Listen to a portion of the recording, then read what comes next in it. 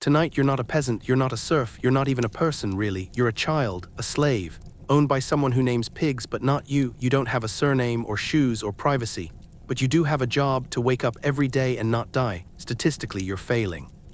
Let's begin. You open your eyes because something wet hits your face. Not rain, not tears. A drip from above, you blink, it's cold. It smells like mold and something that once tried to be soup. Welcome to your bed, a pile of damp straw so fermented it has started evolving its own bacteria. You're not lying in it, you're merging with it. The floor underneath is mud. The walls are wood, but they breathe like lungs with pneumonia. There's a hole in the roof, a rat in the corner, and a boy next to you who twitches when he sleeps. He might be your friend you've never spoken. You're 11, maybe, no one really counted. Not even your mother, who traded you for 2 sacks of turnips and didn't even haggle. This is your 4th winter, probably. It's hard to keep track of time when the only thing that changes is how deep the frostbite goes. Someone yells. A voice outside. Boy. Which boy doesn't matter. You're boy, so is everyone else. You sit up too fast, the world spins, your vision goes gray, your ears ring. Congratulations, you're conscious for now. You untangle yourself from the others, you step on someone's hand, they groan, you whisper sorry. They don't respond, they're either still asleep or reconsidering life. Your feet hit the floor. No shoes. You had shoes once, sort of, leather flaps tied together with bits of old rope and denial. They fell apart 2 weeks ago. You now walk on calluses, frost, and divine punishment. You stumble to the door. It creaks open. You're greeted by a slap, not even an angry one, just routine, like a handshake but medieval. Lazy bastard, the steward mutters. You've been awake for 4 seconds. Welcome to the morning. First task, muck the stalls. You don't know what muck means. You assume it's some combination of shovel, scream, and gag. The barn smells like death's armpit. You grab the shovel, it's older than you, possibly cursed. It's missing part of its handle and all of its hope. You begin scooping animal shit. Not carefully, not efficiently. Just fast enough that no one beats you, and slow enough that you don't pass out. You work beside an older boy, he's 16. He has a beard, he calls you Twig. You don't know his real name. He once killed a rat with a spoon and ate it. You respected him ever since. The two of you work in silence, bonded by mutual suffering and the smell of fermented horse piss. Breakfast, a generous lie. At some point you're told to eat. This is optimistic. Eat implies food. You receive a crust. Not bread, bread adjacent. It's black, hard, and smells faintly of feet. You gnaw on it like an angry squirrel. Your tooth wiggles. You keep chewing. Pain is a spice. A woman, the cook maybe, passes by. She doesn't make eye contact. No one does. Looking at slaves is awkward. It reminds them you exist. You finish your crust. It finishes you. Daily tasks, part 1 of a million. You're assigned to water duty. Simple, right? Carry 2 buckets from the frozen stream to the main house. Except the stream is a 15-minute walk through ankle-deep mud. The buckets are wood, cracked, and weigh as much as your entire body when filled. And the main house, it's uphill. You slip 3 times. You drop 1 bucket. You cry internally. You make it to the top. The steward pours out your water. Too dirty. You start again. Toilet detail. Not for you. You don't have a toilet. You have a hole behind the shed. You haven't pooped properly in weeks. You think your insides have formed a union and gone on strike. But today you clean the Lord's chamber pot. You open it. You smell it. You lose a piece of your soul. The contents slosh. You whisper a prayer to a god you invented 10 minutes ago. You carry it arms outstretched like a holy relic of Satan. You dump it into the latrine pit. Some splashes. It hits your arm. You think about walking into the woods and never coming back. But you don't. Because dinner, the rumor. Sometimes they say the kitchen drops a bone. Sometimes it still has meat on it. Tonight you're lucky. The cook's dog is distracted. You grab it fast, desperate. You bite. It crunches. Not meat. Cartilage. Still food. You chew like it's cake. You swallow like it's freedom. Your body celebrates with a sudden nosebleed. You don't care. You won dinner. The lady of the house. She appears at dusk. Fur cloak, ringed fingers, bored expression. She steps outside, looks over the yard and says, "Is that one still alive?" You are the that one. You stand straighter. You try to look useful. She sips wine. Needs more fat, she says, and walks away. You consider what it would mean to be fatter. You decide it would probably be lethal. Night comes like a weapon. Back in the shed. The straw is colder now. The rat has brought friends. You curl up beside Joran, the boy who twitches. He shivers in his sleep. You pretend you're warm. You list the parts of your body you can still feel. Left hand numb. Right foot burning. Tongue dry. Soul missing. You close your eyes. You dream of bread. And the dream laughs at you. You wake up to coughing. You listen. It's not Joran. It's the other boy. The one with the infection on his leg. He has stopped coughing. Completely. No one moves. No one checks. You stare at the ceiling and count the drips. Drip. Drip. Drip. Tomorrow's another day. Worse than this one. Sleep fast. You wake up with your mouth open. That's your first mistake. Something crawled in there during the night, possibly a spider, possibly your own shame. You cough, you gag, you spit. It's gone, probably, but the taste remains, like mold, iron, and whatever that rat stepped in yesterday. You sit up. Your entire face hurts. Specifically, your jaw. More specifically, a tooth. Bottom left, big, angry. You press your tongue against it. Bad idea. It pulses like it has a heartbeat of its own. You try not to scream, you fail. It comes out as a pathetic whimper. No one reacts. Joran still breathing. The other boy still not. Rat still alive. You still in medieval hell. You touch your cheek. Swollen. Hot. Throbbing. Like someone stuffed a coal in your gum and decided to wait and see what happens. You need help. You won't get any. Morning instructions, walk it off. You stumble outside. The light stabs your eyes, the wind knifes your ears. The steward looks at you like you personally insulted his ancestors. You're limping. You nod. Don't. That's the whole conversation.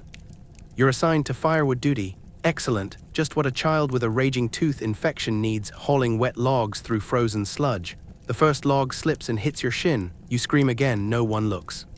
You're starting to get it. Pain is normal, complaint is weakness, silence is survival. You shut your mouth. Except your mouth is the problem. Tooth protocol, folk medicine edition. You ask an older boy if there's a cure. He laughs. A what? A cure. He pulls something out of his shirt. Tree bark. He hands it to you. Chew that. Why? Because it's that or die. You chew. It's bitter. Then it's worse than bitter. Then your tooth flares up like someone lit it on fire. You cry again quietly. The bark does nothing, except distract you from the other pain, which is apparently what medicine means now. Lunch technically. You're given a ladle of something. It's called soup. It's mostly water. There's a vegetable floating in it. Or maybe a bug pretending to be a vegetable. You don't ask. You drink it. It scalds your throat and freezes your stomach at the same time. You burp. It smells like despair. The tooth pulses again. You reach into your mouth. You try to wiggle it. It moves. Too much. You consider extraction. The older boy says, if it's loose, just pull it. You ask with what? He smiles. Hands you a spoon. You stare at it. It's rusted. Bent. Looks like it's been used to dig graves and stir soup, possibly at the same time. You put it in your mouth. You press. The pain is biblical. You stop. You're not ready. He shrugs. You will obey. The lady of the house again. She rides past on a white horse. It looks cleaner than you. She wears gloves, made of fur. You've never touched fur. She glances at you, wrinkles her nose. He looks sick, she says. The steward replies, it's just his face. They laugh. You don't. You grip the spoon tighter. You imagine using it for something else. Then you remember you have the upper body strength of a dying pigeon. You go back to hauling firewood. Afternoon collapse. You fall. Just once. That's all it takes. Your vision fades. You hear buzzing. You hit the ground. The steward kicks you in the ribs. Up. You try. Your limbs say no. You try again. They scream. He grabs your collar, pulls you up. Your head lolls. Blood drips from your lip. He lets go. You slump against a log. Rest 5 minutes, he says. Like it's mercy. Like he's a saint. Tooth status crisis mode. By evening, you can't close your mouth. The swelling has doubled. You look like you're smuggling a potato in your cheek. You can't eat. You can barely swallow. Your tongue tastes metallic. You see colors when you blink. Someone suggests leeches. You laugh. They're serious. You say no. They bring one anyway. It looks at you like it knows your soul. You slap it away. It dies nobly. You whisper an apology. Evening, the knife. The maid comes. The same one who once pulled a splinter out of your leg with her fingernails and no warning. NG. She sees your face. Grimaces. Should have pulled it earlier, she says. You nod. She pulls out a knife. You back up. She grabs your shoulder. Hold still. You scream. She doesn't care. She pries your mouth open. She stabs around the tooth. You taste blood. Then something worse. She pulls. It doesn't budge. She pulls harder. It comes out with a noise you'll hear in your nightmares. You collapse. She holds up the tooth. It's black. There's pus on the root. Nice, she says. Wipes it on her apron. Walks away. You lie there, staring at the sky, mouth open, missing a piece of yourself. Night falls like a tumor. Back in the shed, no one speaks. You cradle your jaw. It pulses but differently. Not pain, not relief. Something in between. Like your body doesn't know what to do without constant agony. You close your eyes. You see flashes. The knife. The spoon. The leech. The bark. The lady. You whisper the word doctor. It tastes fictional. You laugh. Quietly. Then stop. Because it hurts too much. You fall asleep with your hand on your face, dreaming of apples you'll never eat. You wake up choking on the smell of someone else's fart. That's not a metaphor. It's just your life. The air is thick, warm, sour, a combination of rotten hay, damp socks, and intestinal regret. You try to breathe through your mouth, that's worse. You taste it now. You sit up gagging, eyes watering, nose running. Your jaw still aches. The hole where your tooth used to live is now a small pulsing crater of regret. You're hungry. You're always hungry. Your ribs feel like a xylophone made of bone and failure. You hear a grunt. The steward's voice follows. Chamber pots now. You want to die. Instead, you stand up. Chamber pots, humanity's greatest disgrace. Let's talk about toilets. Because in this world, toilets are not a right. They are a bucket. Sometimes not even that. Sometimes it's just a hole in the ground, with some optimism sprinkled on top. But you don't even get to use the bucket. You get to empty it. That's your job today. You are the Lord of Excrement, King of the Chamber Pots, High Priest of other people's bowels.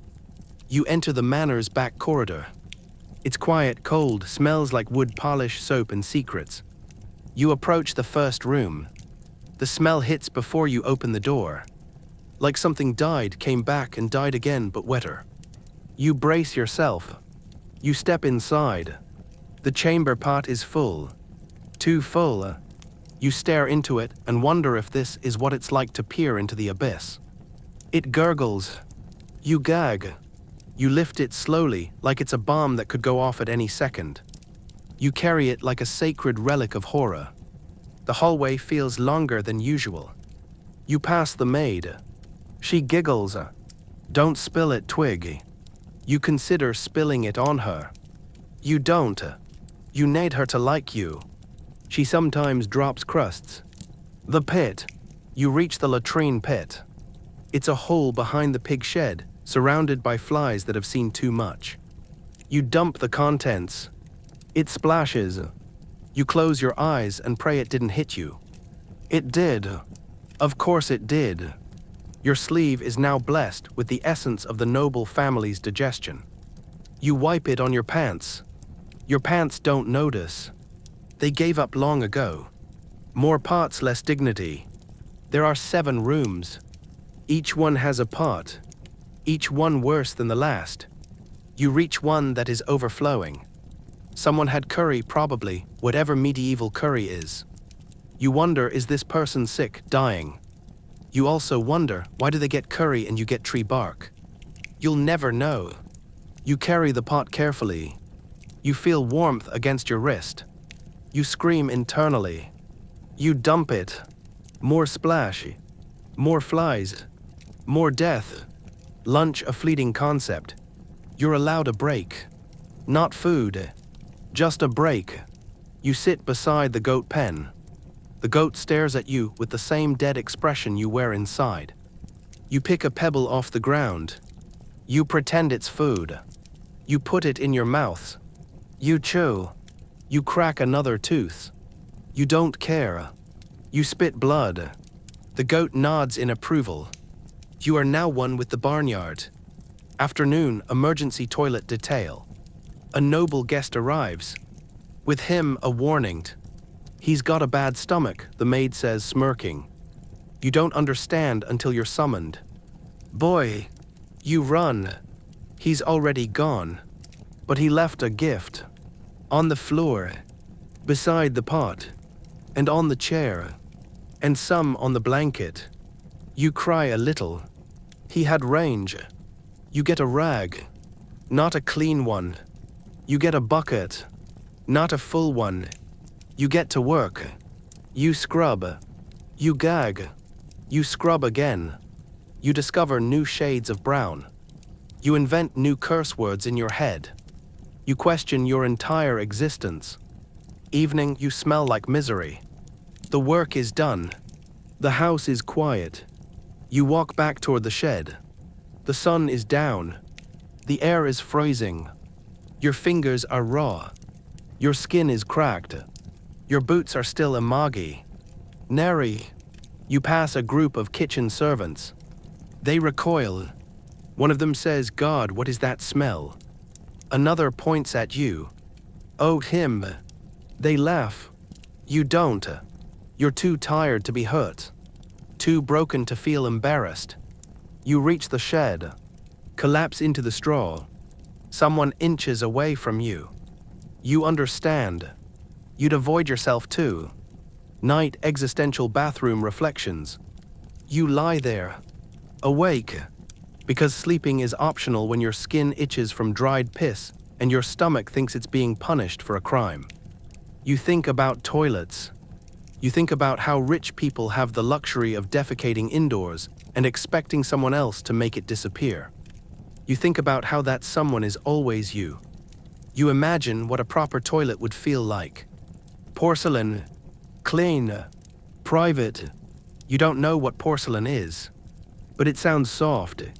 Like something that doesn't judge you. You close your eyes. You dream of a world where shit stays in the ground and not on your shirt. You smile. It cracks your lips. They bleed. You sleep. You wake up trying to scratch your scalp. You can't. Because your hand is stuck inside your shirt. Because your shirt is stuck to your chest. Because your chest is stuck to the boy next to you. because he drooled in his sleep. And now you are bonded. You pull away slowly, carefully, like peeling skin from hot tar. The shirt resists. The boy groans. You break free. The cold hits immediately. Your breath fogs. Your toes are already numb. You look down at your feet. They look back at you in betrayal. Today, they say, is the day we give up. You agree. Morning routine hide the shivers. There is no fire. There is never fire. The noble family has fire. You have the idea of fire. A warm, distant myth told by those who have felt it once and want to sound important. You slap your arms. You rub your chest. You hop in place. Nothing helps. The cold is in your bones now. It eats from the inside. You step outside. The sky is gray. The world is white. And your future is frostbitten. Today's task: stand still and suffer. The steward says to guard the woodpile. You ask from what? He glares. You nod. You stand beside the woodpile. It's not even a good woodpile. 3 logs damp and sad. You stare at them for hours. Nothing happens. Except you. You happen. You freeze. Your fingers go first. Then your toes. Then your ears. You touch your nose. You can't feel it. You slap it. Still nothing. You wonder if it's fallen off. You check your shirt. Nope, still attached. Distraction itching. Your scalp starts to crawl. Not metaphorically. Something moves. You scratch. It gets worse. You scratch harder. Your nails dig in. You feel relief. Then you feel blood. You stop. You check your fingers. Tiny specks. Lice. Your only loyal companions. You have names for them. Gregory, Susan, little Thomas. They're thriving. More alive than you. You scratch again. They scatter. Only to regroup. Lunch a miracle, sort of. You're handed a chunk of something. Not bread. Not meat. Something. You bite. It crunches. You examine it. It's old cheese. Very old. Possibly cursed. You chew. It fights back. You win. Barely. You swallow. Your stomach throws a parade. Until it remembers it's empty. You sit on a stump and burp cheese fog into the air. You smile. Then sneeze. Then shiver.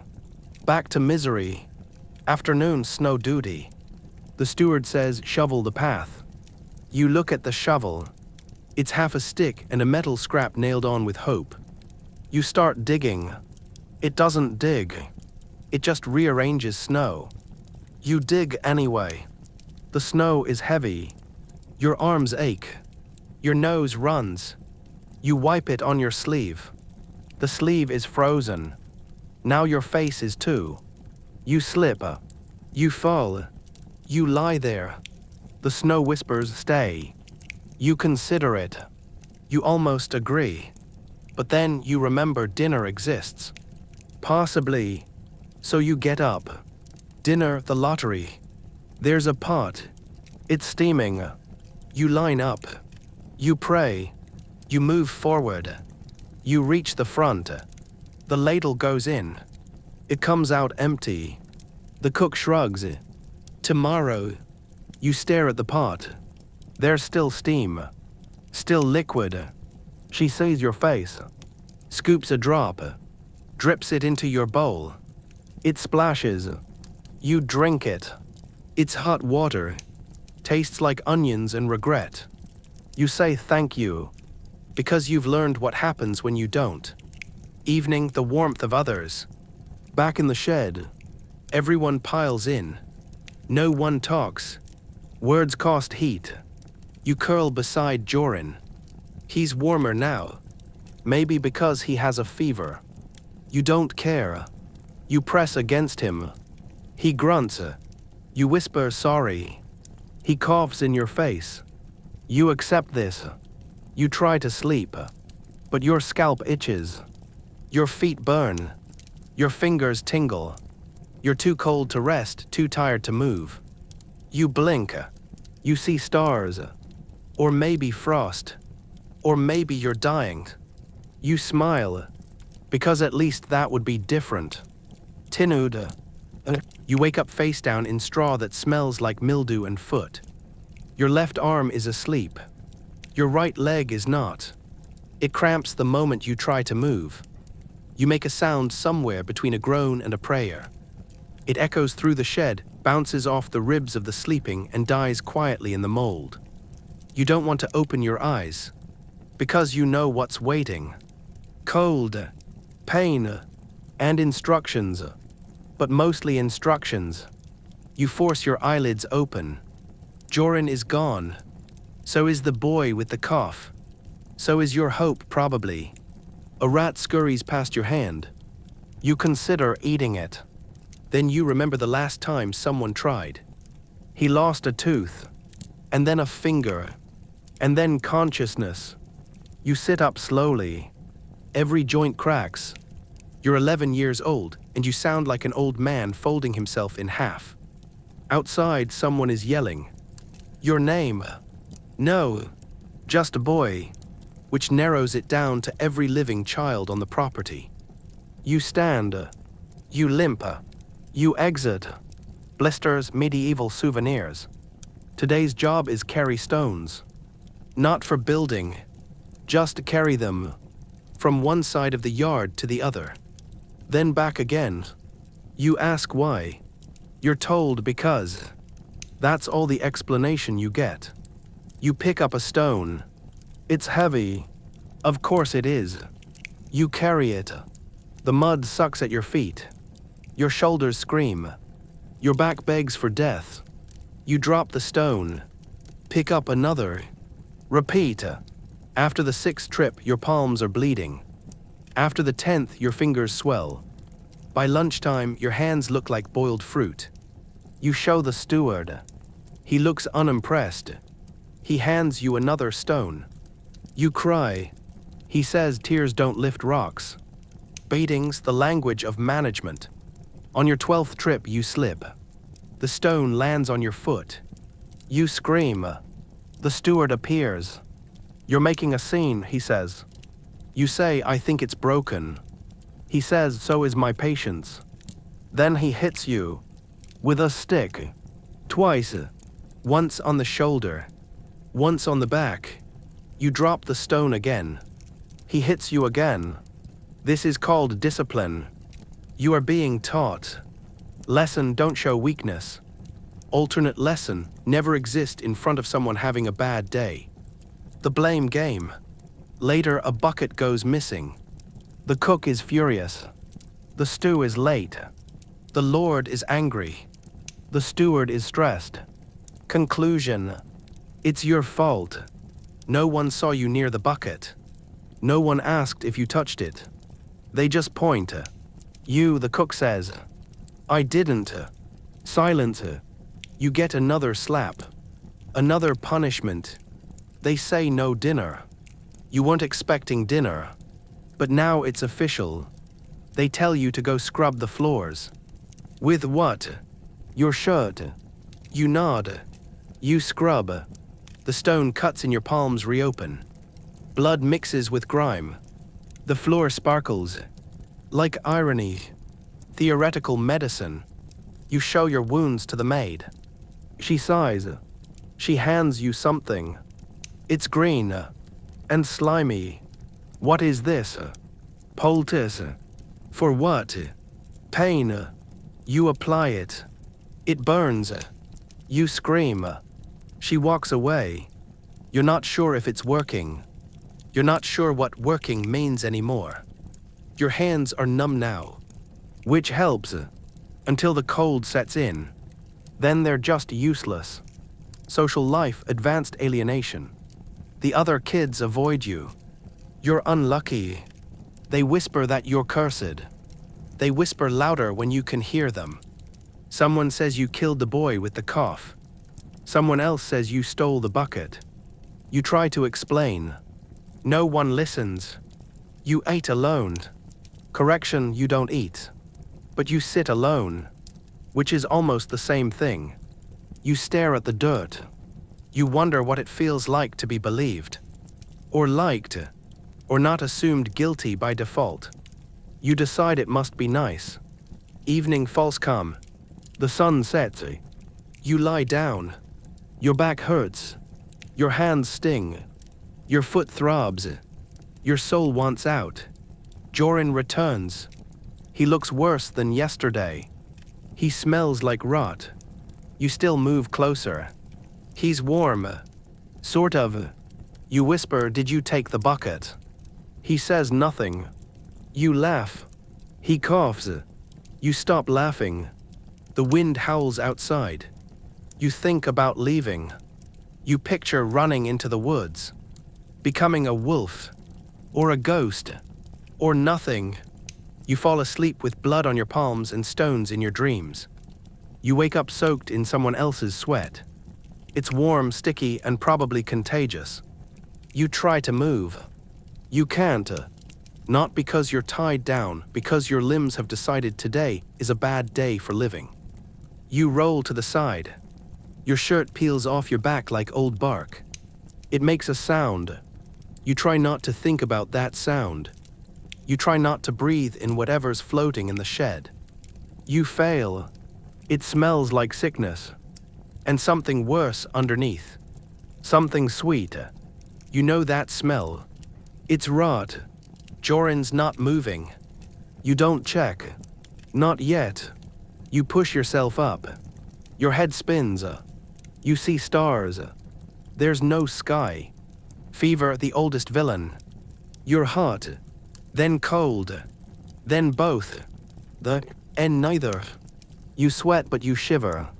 You blink but your vision doubles. You scratch your arm. There's nothing there. You scratch harder. Still nothing. Your mind itches. You cough. It rattles. It echoes inside your chest like a ghost trapped in a ribcage. You walk outside. The sun is bright. Too bright. The snow reflects it into your soul. You close your eyes. You keep walking. The steward sees you. You look like hell. You nod. Because hell is optimistic.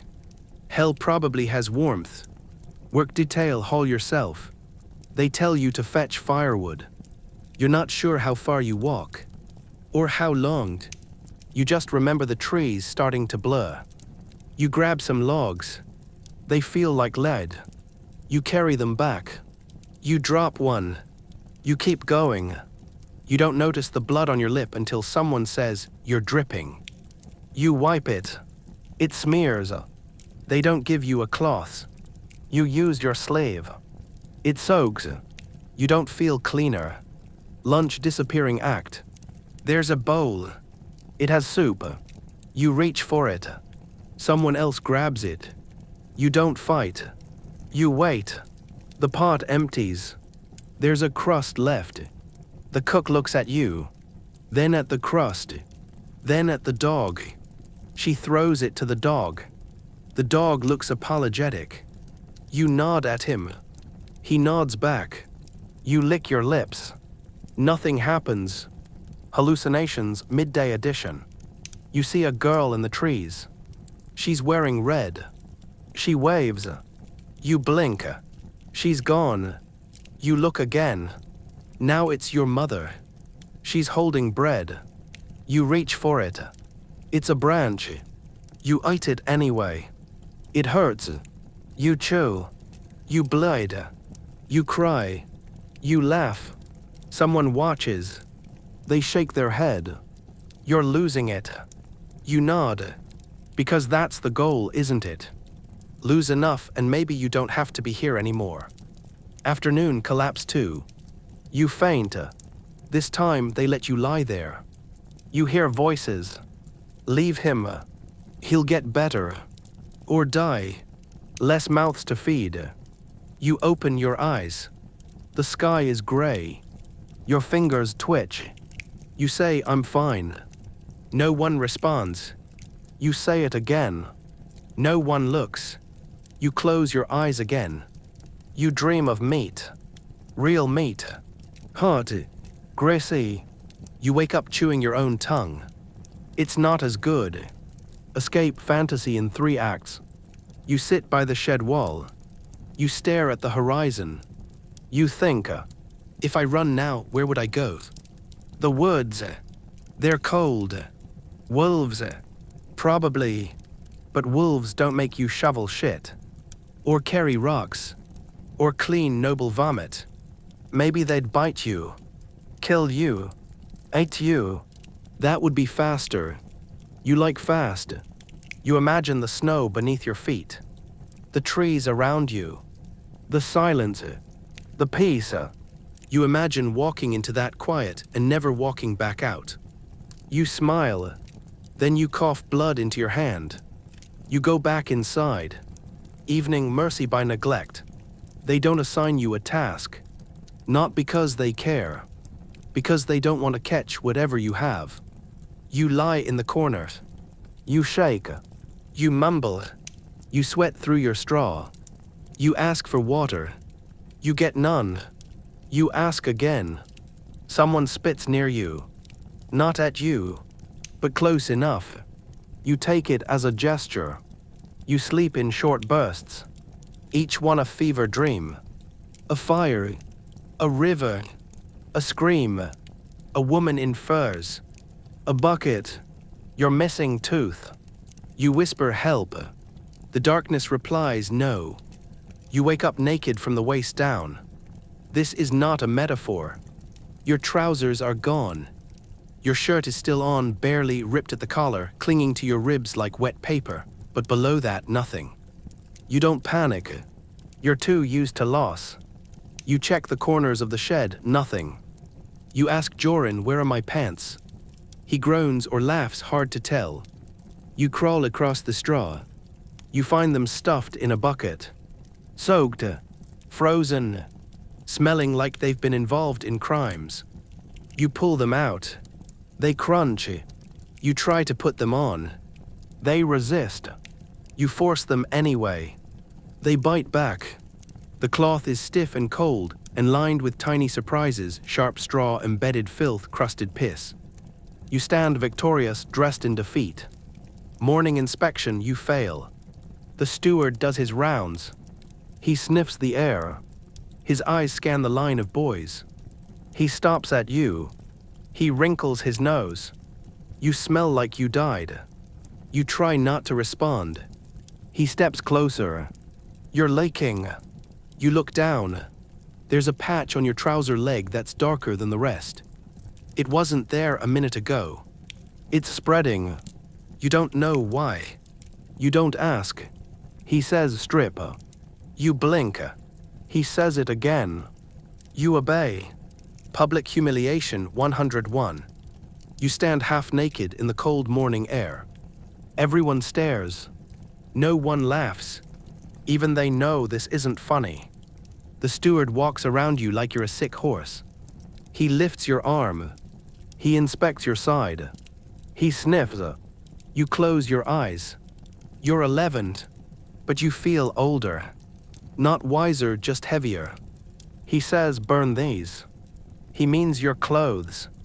You whisper, I have no others. He says, then you'll earn them. You nod.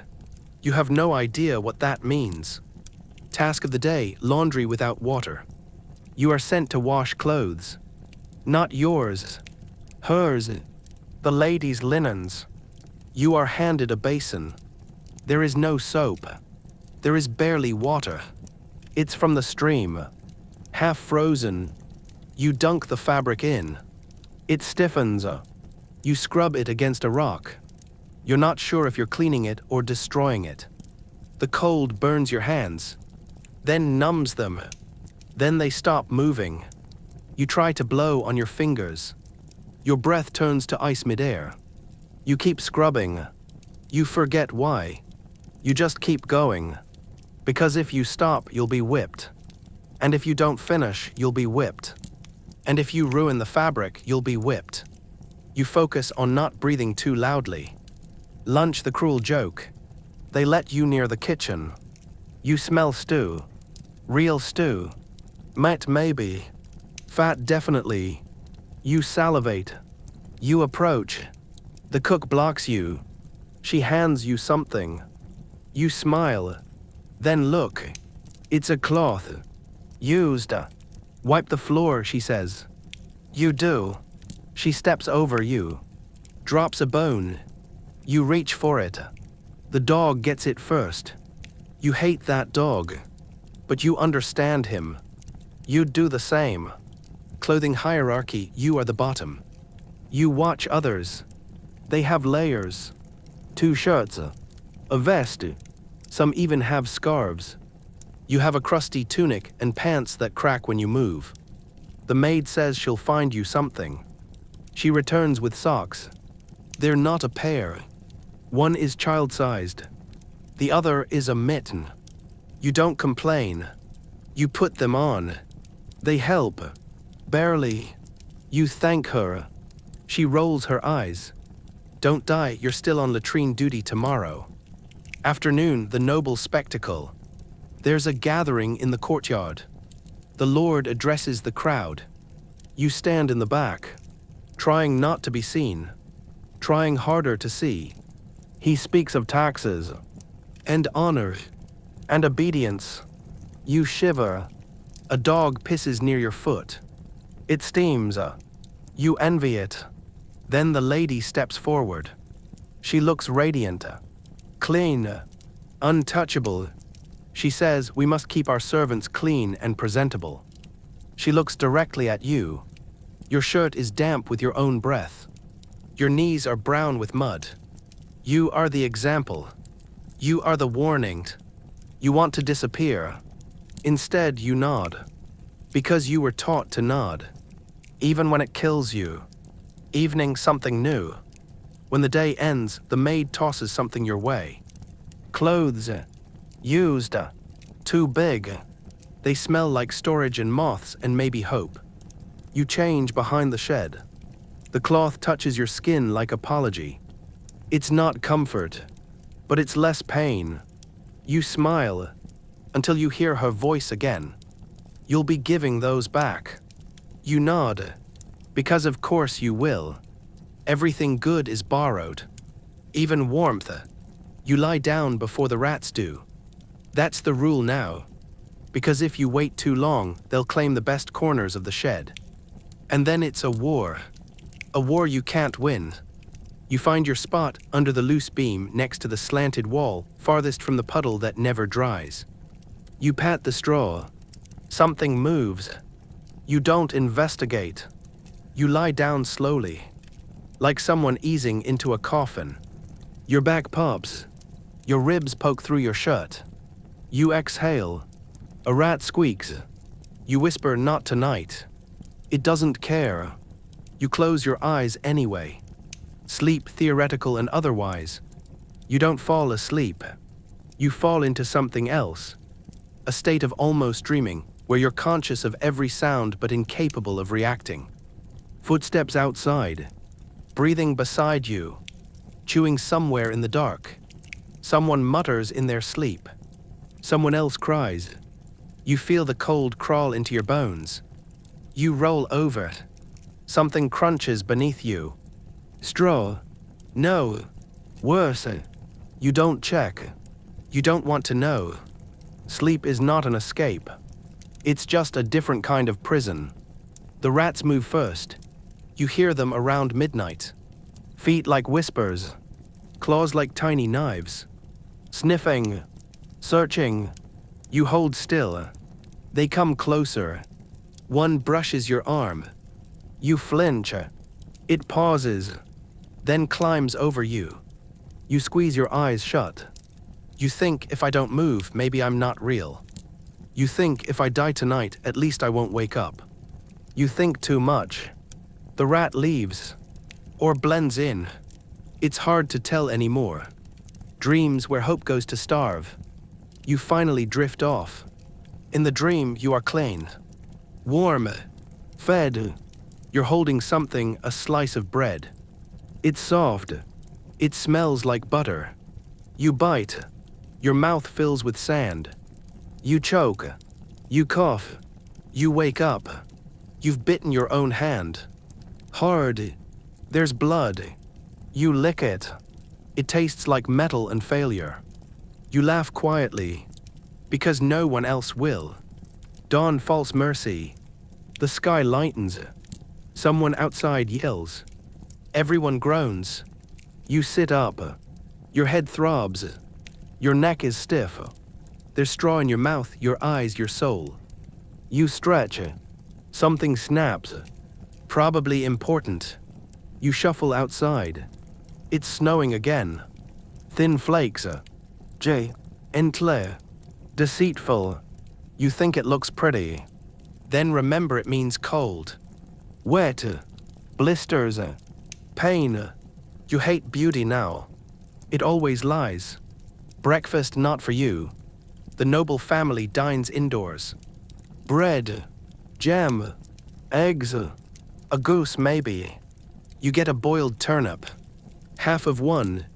Cold. Mushy. You ate it in 3 bites. You imagine each one is a feast. First bite roasted duck. Second bite honeyed apple. Third bite regret. Your stomach growls anyway.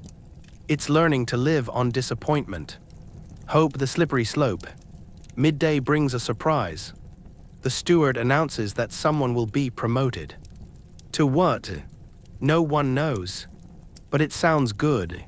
Cleaner clothes. Better food. Maybe a bed. You perk up.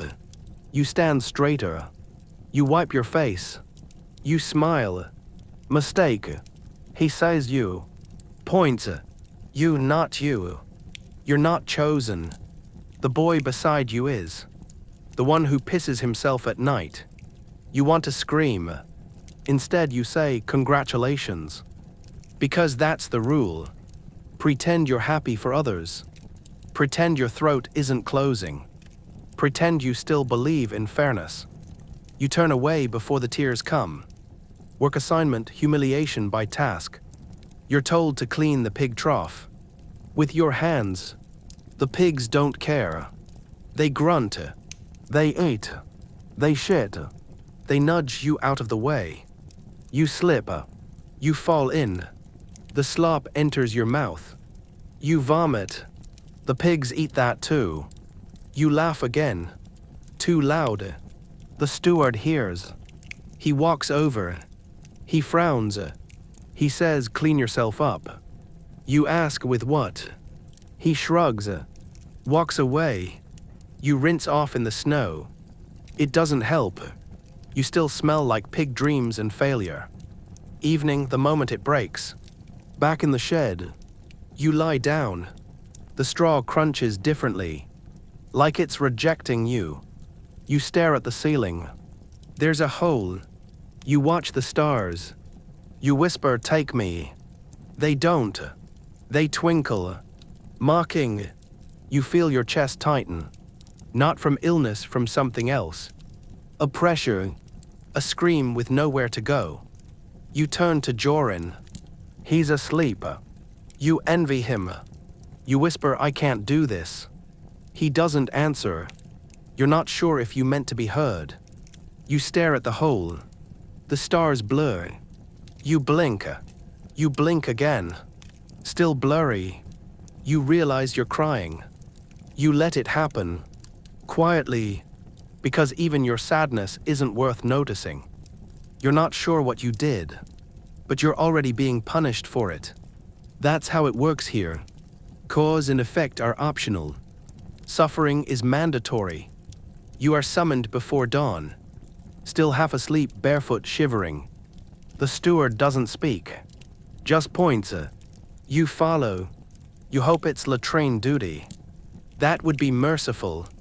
It's not. He stops at the courtyard. Points again. A wooden post. A rope. A crowd gathering. Your heart drops. Your breath freezes. You whisper, I didn't do anything. He nods. That's what they all say. You wonder who they are. And if any of them survived. Guilt optional, pain guaranteed. They tie your hands. Tight. Rough rope. You don't resist. You've learned. Resistance earns extras. A boy walks past. Laughs. You recognize him. He's the one who stole the bread. You watched him do it. He points at you. Says that's the thief. Everyone believes him. Why? Because you look like guilt. Because your face has poverty carved into it. Because fairness is expensive. And you can't afford it. The whipping.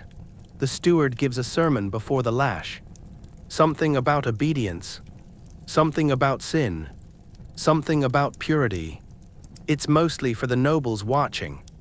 Their kids eat apples while you wait to blade. First lash it cuts. Second it burns. Third your knees give out. By the sixth you stop counting. By the eighth you stop feeling. By the 10th you forget who you are. You become the sound of leather against skin. The shape of flinching. The echo of pain on stone. You don't scream. That's your rebellion. You blade in silence. Because screaming would make it real. Post-whipping theology. They leave you tied up. For reflection. Apparently, pain leads to spiritual growth. You reflect. You reflect that God hates you. Or forgot you. Or both. You think of prayers. You don't remember any. Except the one your mother mumbled when she sold you. It had something about mercy. You chuckle. It hurts. Everything does. The priest appears. He waddles in. Smells like wine and incense. Says, "My child, have you confessed?" You blink. He continues, guilt weighs heavy on the soul. You nod. Because everything weighs heavy. He takes this as agreement. He begins the ritual. You don't understand the words. You just feel the cold. And the judgment. And his hand on your forehead. He says you are cleansed. You want to ask of what? But your mouth doesn't open. Your lips are stuck together with blood and disbelief. The miracle of bread crumbs. Later, the maid sneaks over. She cuts your ropes. She does. And speak. Just hands you something. Bread. Stale. Tiny. You take it. You chew. Your mouth rebels. Your throat forgets how to swallow. You force it. You cry. She walks away. You want to thank her. But it feels wrong. Like thanking gravity. Or thanking your captor for slightly looser chains. Back to work. No rest. No recovery. You're put on ash duty. Sweep the hearths. Carry the buckets. Dispose of the dust. It's light work. But your back is raw. Every movement is a negotiation between function and agony. You grit your teeth. You move slowly. You're yelled at anyway. You move faster. Your vision blurs. You knock over a pot. It breaks. They call you clumsy. You apologize. They slap you. You nod. That's the sequence. Evening sermon, everyone's a sinner. The priest gathers the house. He preaches on gluttony. The nobles eat venison. He condemns sloth. The servants work until their fingers bleed. He warns against pride. The Lord compliments his own portrait. You sit at the back. You're not allowed inside. You listen through the crack in the wall. The priest says suffering brings you closer to heaven. You think, then I must be a saint. You laugh again. No one hears. Or maybe they do. And they choose not to care. You confess. That night in the straw you whisper, I stole nothing. I lied about nothing. I touched nothing. You confess to innocence. Because that's all you have. You ask for forgiveness. From who? You don't know. God. Yourself. The air. No one answers. The rats are busy.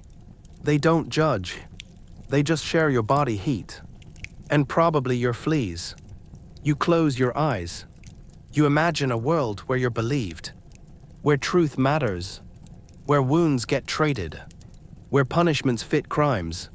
You sleep and dream of being wronged, and someone finally saying, "I'm sorry." The rooster crows. You hate that rooster, not because it wakes you up. You're already awake. You haven't slept. You just stared at the ceiling and tried not to think. But the rooster reminds everyone else that the day has begun. And when their day begins, your misery begins again. You sit up. Your back sticks to the straw. Not because you're sweaty, because your wounds are still wet. You move carefully, like someone trying to keep their skin on. Because you are. You step outside. Your breath fogs. Your toes don't move. You check them. They're still attached. Barely. Today's going to be productive. Today's job, shovel the endless. You're told to dig ditches. For drainage. There's no rain. Just snow. And no one's sure where the water is supposed to go. But you dig anyway. Because asking questions gets you slapped. The shovel is bent. The handle is splintered. The ground is frozen. You strike. It bounces. You try again. And again. Your palms split. You bleed onto the frost. It disappears instantly. You dig a line that curves. Then stops. Then starts again. No one notices. No one cares. You're not building anything. Just proving you exist. By hurting. The economics of sweat. You work 8 hours. No break. No food. No praise. At the end, the steward walks past. He looks at your ditch. Grunts. Says crooked. You nod. He walks away. You sit down. Your back spasms. Your legs tremble. You take a deep breath. Coffee. Blood again. You wipe it. It smears. You taste it. It tastes like iron and futility. Lunch missing in action. There's a mail today. Somewhere. You don't get it. Why? You forgot to say yes, sir, this morning. Or maybe someone else forgot and you look guilty. Or maybe it's Tuesday. There are no rules. Just outcomes. You sit behind the kitchen. Lick a frozen spoon. Imagine soup. Your stomach growls. You say, "Shut up." It does. Eventually. The math of worth. You start counting things. How many steps to the shed? 67. How many slaps per mistake? Usually 2. How many mistakes per day? At least 3. How many breaths before someone tells you to work harder? Too few. You try to count the value of your existence. You add labor, pain, obedience. Subtract food, warmth, rest. The sum is negative. You owe the world something. But you don't know what. You're 11. You have nothing to give.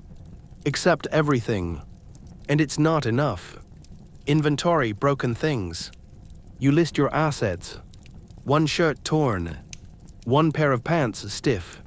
1 sock missing. 1 mitten technically not yours. Fingers swollen. Toes possibly dead. Teeth reduced. You try to smile. It hurts. You try to cry. It also hurts. You settle for staring. That's still free. For now. Afternoon, invisible labor. You clean the stables. Again. No one sees it. No one thanks you. But if it's dirty, they'll notice. And then you'll bleed. So you work. You scrub manure from wood. You pull straw with your hands. You dodge hooves. You cough. The horse sneezes on you. You don't react. Because reacting is dangerous. Reaction implies opinion. And opinion implies self. And you've learned that being a self is punishable. You are a tool. A broom with a pulse. The hierarchy of dirt. The steward walks by. He says you missed a spot. He points at nothing. You nod. You clean it anyway. He smiles. He likes that. He says maybe you're not completely useless. You say nothing, because maybe is dangerous. Maybe gives you ideas. Ideas get you killed. Evening bonus shift. You're given a candle, told to clean the Lord's boots. You kneel. They stink of leather and powder. You wipe them. You polish it. You scrape mud from the soles. You find something. A tooth. You hide it. No one asks. You finish it. You wait. He walks past. Doesn't look at you. Drops a coin. It hits your knee. Rolls away. You don't chase it. You know better. Wages existential and otherwise. You lie down in the shed. Your body screams. You ignore it. Joran whispers, "Did they pay you?" You laugh. He means the coin. You mean everything. You say, "Yeah, in blood." He nods. He understands. You share a piece of lint you found in the boot. It smells better than dinner. You pretend it's meat. You fall asleep chewing air. You wake up to the sound of someone not waking up. It's a quiet sound, almost peaceful, a stillness where a person used to be. You don't open your eyes at first. You just lie there, listening to nothing, to absence. Then you open them. Joran isn't breathing. Not fast, not slow, not at all. You watch his chest. Flat, your own breath catches. Not out of grief, out of protocol. Because this changes things. Not for him, for you. Dead boy procedure. Step 1, do not scream. Screaming makes you look guilty. Step 2, do not touch the body. They'll say you killed him. Step 3, tell someone. Quietly, discreetly. Maybe someone who doesn't hate you. There is no such person. So you go to the steward. He's eating. You wait. He says you. Rolls his eyes. What now? You whisper, "Joran's dead." He blinks. Chews. Swallows. Says took him long enough. Then waves you off. That's it. No tears. No cross. Just administrative indifference. The body remains. They don't move him. Not right away. They wait for the priest. He's busy. With wine. And other important matters. So Joran stays. On his side. Eyes closed. Mouth open. Like he's mid-sentence in a conversation no one will finish. You try not to look. But you're sharing straw with a corpse. Hard to ignore. The rats don't care. They investigate. You swat one away. It glares at you. Like you're the problem. Disease, the invisible supervisor. Rumor spreads. Fever, someone says. Wasting, says another. Demon, mutters a third. No one knows. No one wants to know. They avoid the shed. You become the new suspect. Proximity is guilt. They tell you to sleep elsewhere. But not where. You curl up near the stable. It smells like piss and hay and horse. You prefer it. At least the horses don't whisper. At least they don't blame. The priest arrives. He shows up mid-morning. Drunk. Or holy. Maybe both. He sprinkles water. Says words. Motions vaguely at the body. Declares the boy absolved. You wonder if Joran asked for that. You wonder if it counts. You wonder who's next. Burial technicalities and logistics. They wrap him in sackcloth. 2 boys carry him. They drop him once. He hits the ground with a thud. No one reacts. They keep walking. They bury him behind the latrines. No marker. No prayer. No name. Just a mound of dirt no one will visit. You watch from a distance. Your stomach churns. Maybe it's the cold. Maybe it's hunger. Maybe it's dread. Probably all three. You whisper goodbye. The wind carries it nowhere. Inquiries, there are none. No one asks what he died of. No one checks if anyone else is sick. There's no isolation. No medicine. No plan. Just momentum. The Lord's family hosts a feast. You see roasted meat, glazed fruit, wine, laughter. Joran rots 12 feet away.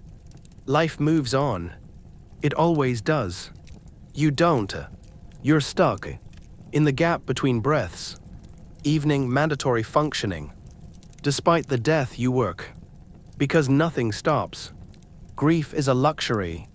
You scrub the floor of the great hall. One of the noble children says, "Is that the one whose friend died?" Another says, "Looks like it." They giggle. You keep scrubbing. You imagine standing up.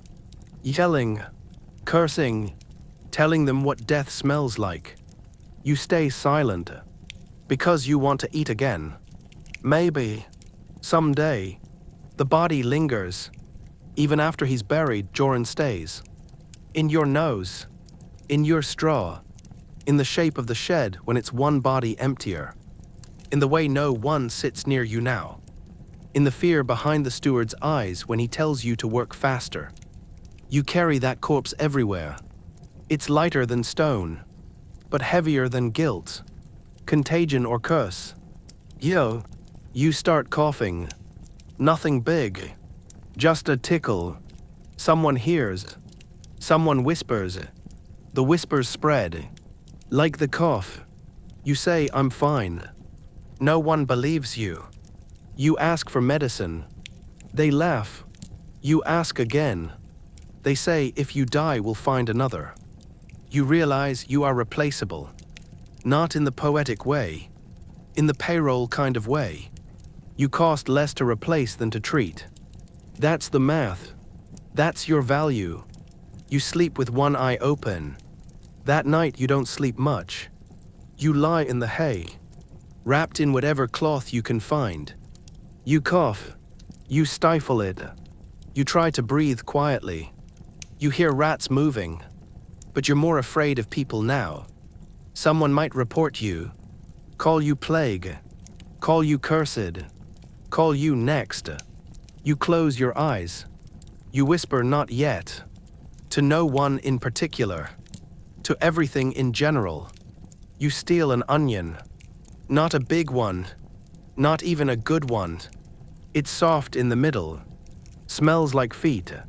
But it's food. And your stomach has been trying to eat itself for 2 days now. You don't plan it. You just see it on the edge of a crate by the kitchen. Unwatched. Ungiven. You take it. Slip it into your sleeve. Walk away. Don't run. Running is guilt. You walk. Like you're going nowhere special. Which is always true. The ethics of starvation. You wait until night. Behind the stable. Where the horse can't judge you. You pull the onion out. It's wet. It's half mold. You eat it anyway. You chew slowly. Eyes watering. Not from guilt. From sulfur. You savor every bite. Even the rotten bits. Especially the rotten bits. Because hunger erases standards. And nothing tastes better than not dying. Regret always late. The next morning they notice. Not because they care. Because someone important was promised stew. And now stew lacks flavor. Or at least the illusion of effort. They check the crate. Count the onions. One's missing. Of course they count onions. But never fingers. Never bruises. Just onions. You hear whispers. Someone took it. Probably the boy. The quiet one. You try to look confused. You fail. You're not an actor. You're barely a person. The steward walks toward you. Interrogation, medieval edition. He grabs your arm. His grip is wet. Why is it always wet? He says you eat well. You say, "No, sir." He nods, tightens his grip, says, "Funny, onions gone." You say nothing. He waits. You wait longer. He slaps you. Not hard, just enough to start the process. He says, "Speak." You open your mouth. Close it. He sighs. Guilt is a disease, best to cut it out. You don't know what that means, but you're pretty sure it's not metaphorical. Trial without jury. There's no proof. No witnesses. No fairness. Just precedent. And precedent says poor equals guilty. They line you up. In front of the cook, the steward, a bored priest. The priest says confession cleanses the soul. You want to ask if starvation also does that. You don't. You say, "I'm sorry." They take that as an admission. It's not. It's a reflex. Punishment, justice by volume. You're told to carry barrels. Big ones. Heavy. Full of God's know what. You ask where to. They say across the courtyard. You ask how many. They laugh. All of them. You start. Each one feels heavier than the last. Your arms burn. Your legs shake. You trip. They laugh again. You bleed. They shrug. You finish after hours. No water. No break. You throw up from exhaustion. They tell you to clean it. You do. Because dignity is a myth. Night Theft Part 2. Later, someone sneaks over. The cook's apprentice. He hands you a slice of turnip. Says nothing. Walks away. You hold it. Like treasure.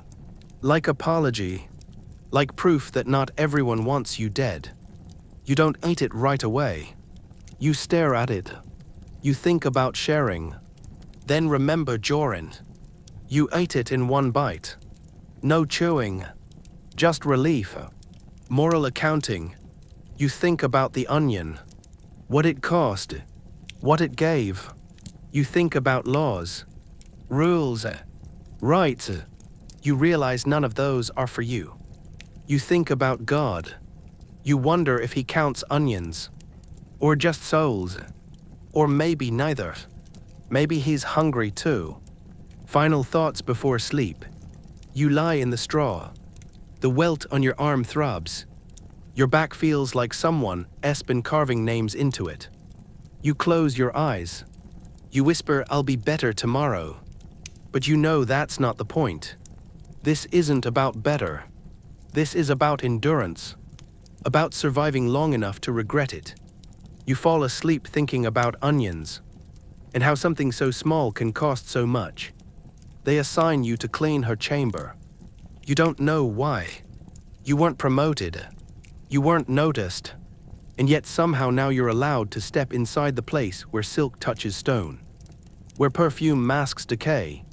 Where reality is suspended by money and soft lighting.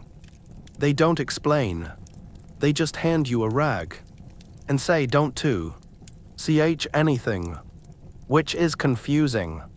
Because you were told to clean. But also not to touch. You try to find the space between. You fail. Crossing the threshold.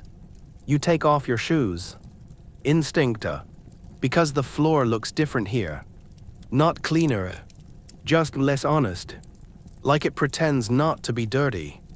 Like it dares you to question it. You step in. Everything is wrong. It smells like flowers. Real ones. Your nose itches. Your skin retracts. You want to leave. You can't. There's velvet on the chairs. Curtains so heavy they could smother a child. Books no one reads. A painting of a unicorn dying gracefully. You stare. It stares back. You start to sweat. And not just because of the heat. The bed. It's enormous. Not just in size, in arrogance. It's carved. Painted. Covered in linens more expensive than your life. There are pillows. You count them.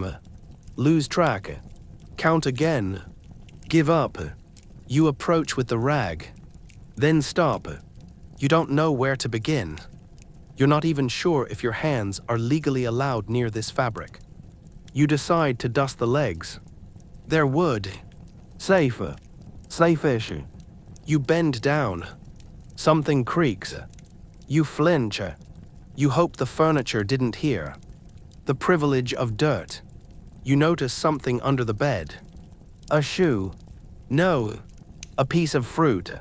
Half-eaten. Rotting. You stare at it. It's been here for days. And no one noticed. Because no one here has to see the ground. They float above it. They hire people to see for them. You reach for it. Pick it up. It collapses in your hand. You drop it. Your fingers smell like sweetened death. You wipe them on your shirt, which was already unsalvageable. Now it's just more honest. Encounter the lady herself. She enters. Without warning. You freeze. She doesn't. She walks past you like your steam. She sits on the bed, looks at you, actually looks, and says, "You're smaller than I expected." You don't respond. You're not sure if you're supposed to. She says, "What's your name?" You pause, then say number 4, because that's what they call you on the roster. She laughs. "Oh, a number, how quaint." She waves her hand. "Carry on." You dust faster. She watches. You can feel it, like sunlight through a magnifying glass. Focused, hot, meant to burn. The question, she asks, "Do you enjoy this work?" You consider lying. You consider silence. You settle on, "It's what I do." She smiles. "It's not kind." She says, "That's not what I asked." You say nothing. She says, "Never mind, go clean the chamber pot." You nod. Inside you scream. Outside you bow. Because that's what dignity looks like when strangled. The chamber pot. It's porcelain. Delicate. Painted. With flowers. And filled with what flowers become in the dark. You lift it. Carefully. One wrong move and you owe a year's worth of labor. You carry it outside. Avoid everyone. Wash it with snow. And tears. You don't know which is which anymore. You scrub until your hands go numb. Then you scrub more. Because her waste deserves more effort than your existence. Returning the artifact. You bring it back. Set it down. She says you missed a spot. You look. You don't see it. But she does. Because power is the ability to invent mistakes. You bow again. She nods. Dismisses you with a flick. You back out. Don't turn your back until the door shuts. You exhale. It sounds like betrayal. The stench of class. You spend the rest of the day smelling like her. Not the perfume. The other part. The part they pretend doesn't exist. And yet here you are. Covered in it. Marked. Proximity is a curse. You think about her. Her laugh. Her shoes. Her eyes that scanned you like inventory. You think she could kill me with a sentence. And then forget by dinner. You lie down that night and whisper, "I hope she steps on a nail." You smile. That's as close as you get to rebellion. It snows harder today. Not the pretty kind.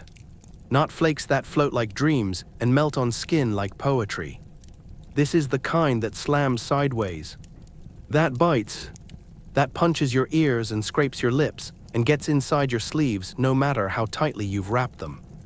You wake up cold. You stay cold. You go to sleep colder. That's the cycle now. Warmth is a memory. Like joy.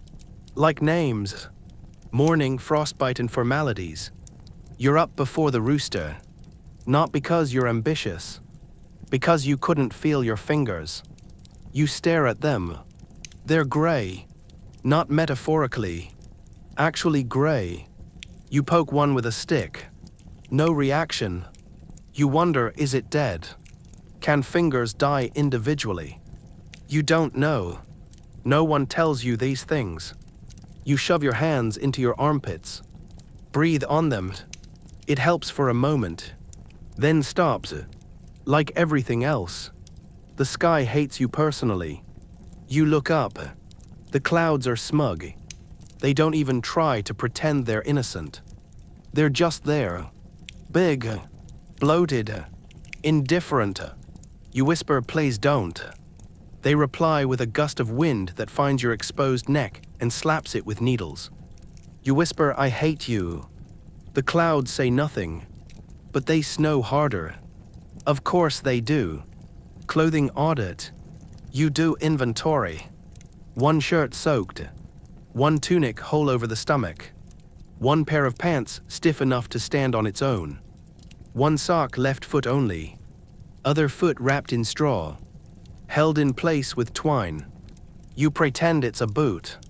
You pretend a lot these days. You miss pretending meant imagination instead of survival. The task, clear the ice.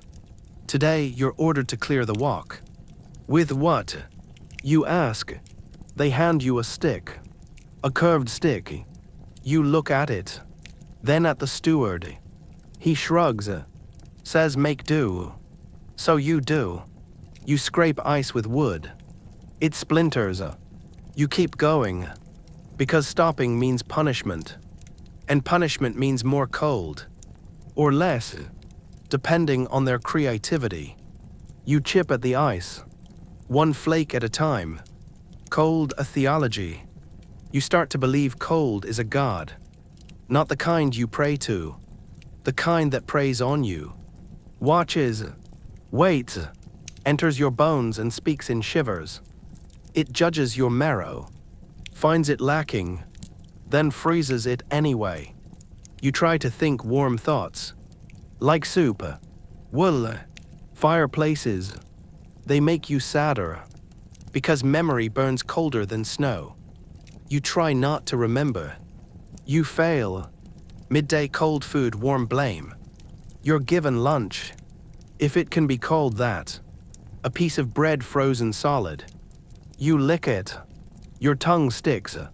You cry out. The steward laughs. Says teeth first boy. You break off a chunk. It tastes like flour and frostbite. You chew slowly. Because fast chewing leads to cracks. And cracks lead to infections. And infections lead to burial. And you're not ready to be buried today. Tomorrow maybe. But not today. Evening the worst part. It gets colder. Of course it does. Sun's gone. Wind's up. Everything stiffens. Including your joints. You bend down to tie your twine boot. Your knee pops. Loud. You wince. Someone says stop making noise. You nod. Even pain has to be quiet. You crawl into the shed. Find your straw. It's damp. Of course it is. You curl up. Try to make yourself small enough to generate heat. You fail. You lie there, thinking about warmth, trying to remember what it felt like. Real warmth. From within. From love. From safety. You can't. You remember a fire once. A hand on your shoulder. Then nothing. Then snow. Then now. Before sleep, hypothermic philosophy. You whisper, if I fall asleep and don't wake up, do I win? No one answers. Because they're asleep. Or pretending. Or dead. You press your hand to your chest. Still beating. Stupid heart. Always trying. You hate it for that. You close your eyes. Not to sleep. To stop seeing the snow through the cracks in the roof. To stop imagining it piling on your face. Burying you while you breathe. Slowly. Lovingly. You dream of bread. Not just any bread. Soft. Hot. The kind that steams when you tear it. Crust golden like sunlight. Inside like clouds. You're holding it. You're smiling. You take a bite. It vanishes. Not eaten. Just gone. Like the memory of a mother's hug or the feeling of being warm on purpose. You wake up chewing your own tongue. No blood this time. Progress. Morning hope, a glitch in the system. Something's off. The steward is late. No bell. No barked orders. No slap to the back of the head. You sit up. Wait. Listen. Silence. Then a movement. A door left open. A cart parked unattended. A bundle of clothes on the edge of a bench. Opportunity doesn't knock here. It leaves the window cracked. The idea arrives. You could go. Right now. You could grab those clothes. Wrap them around your wasted body. Walk toward the road. Disappear. The cart might get you far enough. Past the forest. To the village. To someone who doesn't know your face. You imagine a fire. A hand not raised in punishment. You imagine being human. You almost stand. But don't. The calculation. If you run and get caught, they beat you. If you don't run, they beat you anyway. So what's the difference? Distance, risk, hope, the things they forgot to take from you. Or maybe you just hid them too well. You rise. Quietly. Your body creaks. Your legs shake. But you move. One step. Then another. Toward the open door. Obstacle the boy. He's 5. Maybe 6. He says you. Says nothing. But he says you. His eyes widen. He clutches a crust of bread. You look at him. He looks at you. A moment. He turns. Runs. You freeze. Wait. Nothing happens. Then you hear it. Boy. The steward. Your window slams shut. You drop. Back into position. Pretend to scrub. Pretend to be useful. Pretend to not be dying inside. The aftermath. He doesn't punish you. That would be confirmation. Instead, he watches. For days. You feel it. In TH. In way they give you smaller portions. In the way your jobs get harder. In the silence that follows you. They know. They don't say. They're waiting. For the right moment. To crush you properly. Internal revolt. You start dreaming differently. Less about escape. More about rebellion. Not grand. Not cinematic. Just tiny acts. Spitting in the stew. Spilling a bucket on purpose. Not bowing. You try one. You don't say, "Yes, sir." The steward pauses. Looks at you. You wait. Nothing. He walks away. You feel taller. No, but slightly less curled. It's a start. The lie you tell yourself. You say, "I'm not afraid anymore." It's not true, but it helps. You repeat it. Every morning. Like prayer. You still flinch. Still obey. Still carry shame like it pays your wages. But the words soften the edges. I'm not afraid. Even when you are. The day it almost happens again. Another open door. Another distracted guard. Another cart. You don't move. Not this time. You just smile. Because now you know the rules. Escape isn't the door. It's the decision. It's refusing to die on your knees. You look at the cart. Then pick up the shovel. And start digging. Slowly. But with purpose. You know something is coming. It's not intuition. It's statistics. Every time you go too long without a punishment, the system autocorrects. The wheel turns. And you're under it. Today feels heavy. People avoid you. The steward whistles. He only whistles when he's planning something. You grip your broom like it's a weapon. It is. Nothing is. Not really. The setup. They wait until after supper. when your stomach is full of almost food and your bones have settled into tired. They summon you. Not loudly, not dramatically, just a quiet nod from the steward. You follow, down the path, past the barn, toward the shed, the bad shed, the one that smells like old rope and new blood. You've been here before, not inside, but close enough. You remember the screams, the ceremony of hurt. They don't tie you. Yet, they ask questions, not real ones. Do you know what you did? You don't answer, because it's a trap. Any answer is wrong. Silence is also wrong, but at least it's consistent. They say you've grown arrogant. They say you think you're different. They say you've forgotten your place. They say a lot. None of it matters, because the decision was made before the speech. The first blow, they use a stick. Not too thick, not too thin, perfect for bruises that don't show. First hit upper back, second lower ribs, third calf. You collapse. They pause, let it settle, then continue. You count in your head, not the blows, the breaths. 1, 2, 3, still alive, still alive, still alive. The scripted sympathy. Someone sighs. I hate doing this. They always say that, right before doing it again.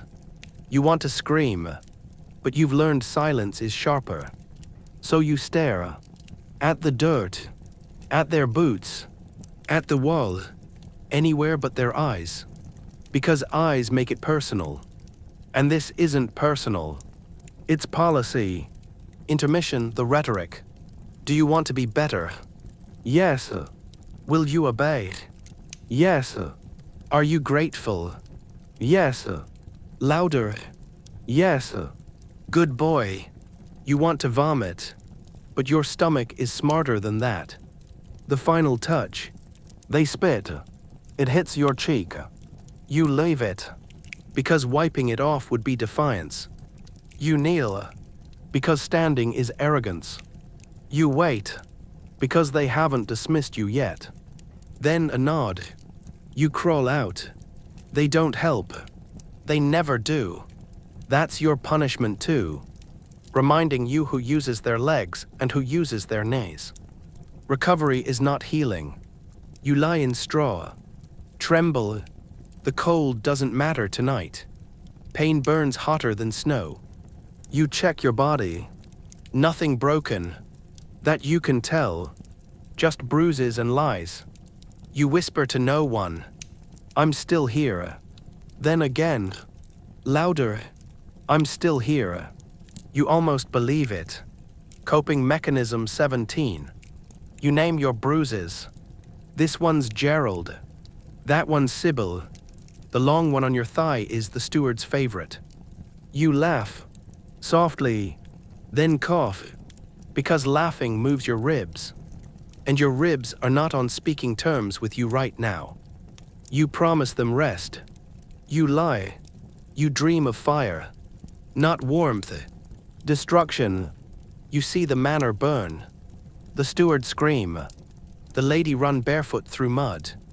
You see justice, and you smile, then wake up to frost on your eyelashes and a rat chewing your blanket. Still here, still you, still waiting. You don't show up to morning roll call. Not on purpose. You just can't. You try. You wake up before dawn like always.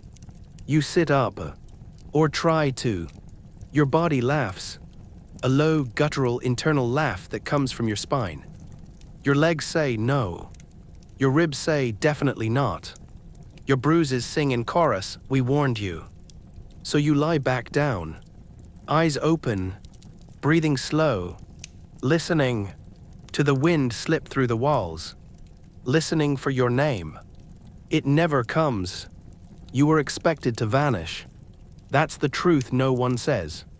Punishments don't have follow-ups. They're not curious if you're still breathing. If you make it, fine. If not, even better. One less mouth. One less body to bury if you crawl far enough from the shed. You're not late to work. You're erased. Quietly. Efficiently. Like a bad number on a ledger. Second day still missing. Someone notices. You hear a voice. Closer. Then closer. Then right outside. Then silent. They don't enter. Just leave. You picture them shrugging. They probably think you left. Ran off. Died. All acceptable outcomes. No need for alarm. Meanwhile, you decay. Your skin turns yellow. Your breath shortens. Your stomach forgets what food feels like. You drink melted snow off the window ledge. You catch it in a dirty bowl. You ration it like gold. Your dreams stop being dreams. They're memories now. Of trees, of sun, of hands that touched you with love. You miss those hands, even if they weren't real. Day 3, the mouse. It shows up like a miracle. Small, gray, shivering. It sniffs near your foot. You don't move. You're too tired to be a threat. It climbs your leg, stares into your face. You whisper, hey. It freezes, then runs. You cry, because you didn't realize how much you needed company. Even company that eats garbage and poops in corners. The reintroduction. They find you eventually. Not because they were looking. Because the steward got bored. Because someone joked maybe the rat boy finally died. And someone else said, let's check. They open the door. Say you. You blink. They close the door.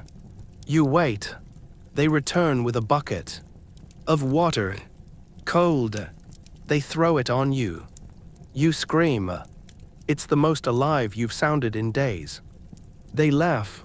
Still breathing, says one. Shame, says another. Then they leave again. Door open this time. You take that as permission. Or challenge. Crawling back. You drag yourself to the yard. Every step is a negotiation. Every breath is collateral. People stare, like they're seeing a ghost, which to be fair they are. You slump beside the well. Someone hands you a crust. No eye contact. No pity. Just silent agreement you exist again. You chew. It hurts. You keep going. No questions asked. You report for work the next day. They assign you to latrine duty. You nod. You clean. You gag. You bleed from blisters you didn't have yesterday. You endure. Because now they know you're too stupid to die. And that makes you valuable again. Internal shift. You're not the same. Something broke. Or grew. Or both. You stop flinching when they raise their hands. You stop hoping for kindness. You stop dreaming altogether. You function like a wheel, like a door hinge, like a system designed for someone else's benefit. You get good at invisibility, but not the scared kind, the tactical kind. You become a shadow, not because you're weak, because you've seen what light does to fragile things. You are not gone. You whisper this at night, like a spell. I am still here. I am not gone. I am not done. Even if no one else believes it. Especially because no one else believes it. The storm starts small. Just some wind. Some rain. The kind that makes the mud deeper, the boots heavier, the food wetter. Then the thunder hits. Louder than anything you've ever heard. It doesn't sound like the sky.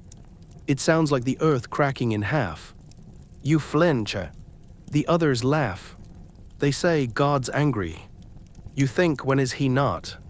The flood. By morning, the ground is gone. There's no more yard. Just water. Brown. Fast. Crawling up the walls of the shed. Swallowing the straw. The pigs are screaming. The horses are gone. Someone tries to salvage a crate of oats. He slips. The water takes him. No one jumps in. No one even shouts. They just watch. Another body the rain gets to claim. You feel cold in your chest. Not from the water. From the calm. The fire. It happens the same day. Because God's nothing if not theatrical. Lightning. Right into the granary. Dry wood. Old straw. Boom.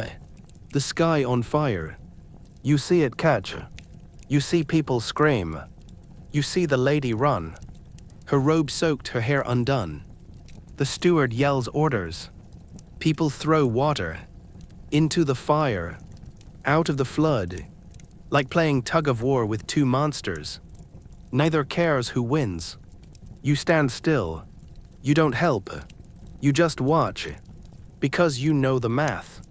Nothing here belongs to you. So nothing here can be saved by you. You're not cold. You're not wet. You're nothing. And for the first time, it feels like power. Divine accounting. The priest stands in the mud. Arms outstretched. Screaming Latin into the rain. As if God forgot which side he was on. You whisper he didn't. Someone hears you. They slap you. Not hard. Just enough to say know your place. You nod. Because you do. And it isn't under their God. Not anymore. The morning after. Half the sheds are gone. The food is ash. The rats drowned or evolved gills. The lady hasn't stopped crying. She says we must be cursed. She says why would he do this? She says I gave to the poor. Everyone nods. No one reminds her the poor never received it. They just bury the man who drowned. Quickly. No prayer. No marker. No name. Just another hole in the earth. The lie they tell about God.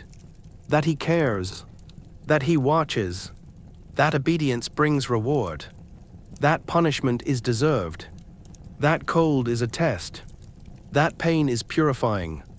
That suffering is noble. You recite them all.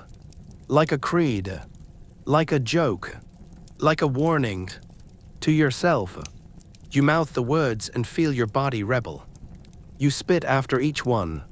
You stop saying amen. Your belief evolves. You start to believe in other things. Like dirt. And silence. And that look someone gives before they steal. You believe in rats. In rot. In the sun's ability to forget you. You believe in the strength of knees. And the resilience of skin. And that God, if he exists, has long since left the building. Or sold it. The rebuilding. They make you dig. Again. Always digging. This time for drainage. For repair. For punishment masked as productivity. You move mud from one place to another. You build dikes with your hands. You carry stones like offerings. Someone mutters, this is God's test. You mutter, then he's a bad teacher. No one hears you. Or maybe they do. But they pretend not to. Because if they heard, they'd have to agree. You stop pretending. You don't flinch when the priest passes. You don't bow when the lady rides by. You look them in the eye. Just once. Long enough. Not as rebellion. As research. You want to see if they can still see you. They can. Barely. Like a smudge on their perfect story. Like a stain they forgot how to clean. You smile. It's not kind. It's not cruel. It's the smile of someone who survived things no one wrote songs about. Winter stops being a season. It becomes a sentence. Every breath is a punishment. Every step a negotiation. The ground freezes harder than your heart. The sky stays gray for weeks. The animals shrink inside themselves. You do too.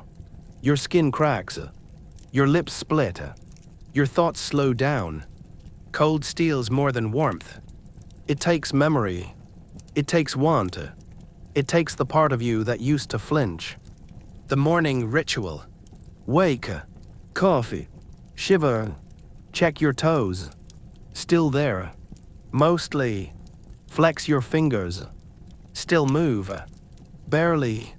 Whisper a name you don't remember anymore. Eat a crust if it hasn't frozen solid. If it has, suck on it like a regret. Put on wet clothes. Pretend they're dry. Stumble outside. Avoid eye contact. Breathe fog. Begin. The work. There's less to do now. Fields don't grow. Livestock don't move. The lady doesn't host guests. Everyone's waiting. For spring. Or death. Whichever arrives first. Your job now is firewood. Cut it. Carry it. Stack it. Burn it. Repeat. Until your hands bleed. Until your arms forget they're not tree trunks. Until you forget why warmth is something people ever bothered to chase. The others chained. Joran stops talking. Just hums now. One note. All day. He used to tell stories. About ships. About cities. Now just a hum. Anna starts crying in her sleep. Not loud. Just a whimper. Like a leaking dream. The steward stops hitting people. Not out of mercy. Out of boredom. He says even beatings freeze. You try to laugh. You cough instead. Blood this time. Progress. Dreams thin out. You used to dream about escape. Now you dream about bread. Not even eating it. Just holding it. Sometimes you dream about the sun. But it's a lie. The sun never shines here. Not really. Not for you. You remember your name. One night out of nowhere it returns. Your real name. Not the number. Not the insult. The one your mother gave you. You whisper it. Soft. Like a secret. You say it again. It feels too big for your mouth. Too soft for your throat. You haven't heard it in years. You try to hold it. But names are slippery in the cold. You forget it again by morning. But for one night you were someone. The new boy. He arrives midwinter. Skinny. Younger than you were. They assign him to manure duty. He nods too much. Says sir too loud. Still believes in consequences. Still flinches before the whip.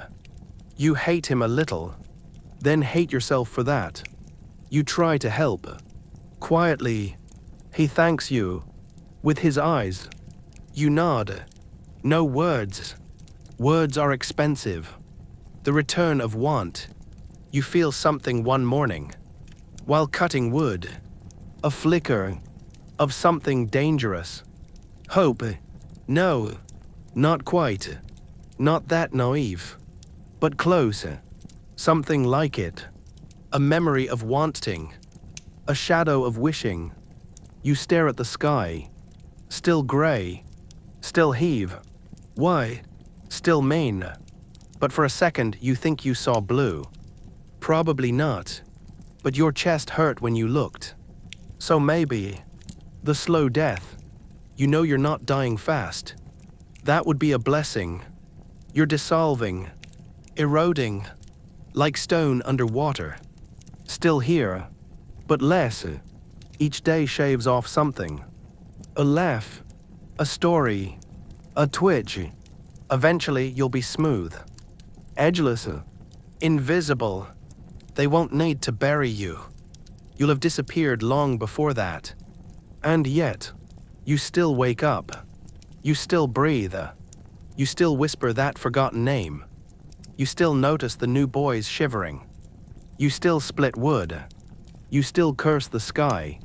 You still watch. And in watching, you endure. And in enduring, you matter. Even if no one says so. Even if no one knows.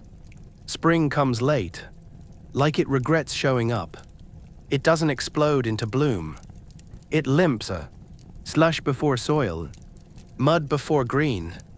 The ice melts slow, as if reluctant to leave you behind. You notice the first flower, then step on it by accident. You don't apologize. To it, to the season, to yourself. You don't do that anymore. Thawing, the rivers move again. Not fast, not free, just not frozen. The animals crawl back into motion. Thin, suspicious. You do the same. Your hands stop shaking. Your toes ache instead of vanish. The sun shows its face once a week. You squint like you forgot how to use your eyes. It hurts, but so does everything. People start dying again. Winter paused death. Not out of mercy, just strategy. Now it resumes. The old woman collapses while washing rags. The boy who arrived midwinter gets sick. His cough sounds like drowning. You check on him. He smiles. You nod. He doesn't stop coughing. They move him to the empty corner, where people go when death wants privacy. You sit near him for a while, then leave. You already know the ending. You've read this chapter before. The lady rises. She reemerges. From blankets, from silence, from her private sorrow. She gives speeches now, about resilience, about divine grace, about how you were all chosen. She doesn't say for what. She doesn't say by who. She just smiles, thin-lipped, tight-eyed.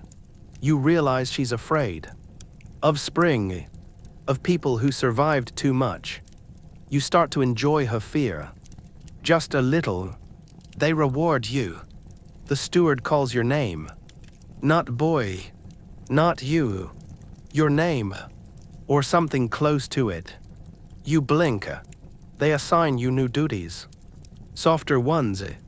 Indoor. You get to hold the keys. To unlock doors. To oversee others. They say you've earned this. You say thank you. Then go home and scream into straw. Because now you're part of it. And that feels worse than anything. You begin to speak. Not often, not loudly, but you say full sentences now. To the cook, to the stable hand, to the ghosts. You start telling jokes again. Mostly bad ones. Mostly about stew. They laugh. It's terrifying. Because laughter is a muscle. And you'd forgotten you had any. The boy dies.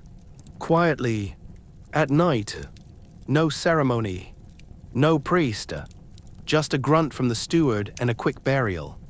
You stand near the hole. You say nothing. You don't cry. You just breathe in. And then breathe out. And that feels like betrayal. The letter. A scribe comes to the manor. To record things. Wheat counts. Animal births. Worker names. He asks you your full name. You hesitate. Then give it. The real one. He writes it down. Wrong spelling. You don't correct him. It's better that way. Now you exist on paper. Almost. The thing that breaks you. It's not pain. Not hunger. Not cold. It's someone saying you're lucky to be alive. You freeze. You smile. You nod. Then you go outside. Find the first shovel you see. And dig. Not for a grave. Not for a garden. Just to move dirt. Just to make the world feel changeable. Because you're tired of being shaped by it. The final insult of survival. You didn't escape. You didn't rebel. You didn't triumph. You endured. That's all. They didn't break you. They didn't save you. They just forgot to finish the job. And now you walk around. With your patched clothes. And your haunted spine. And your eyes that know too much. And people look at you like a miracle. But you know the truth. You didn't win. You just lasted. And somehow that's worse.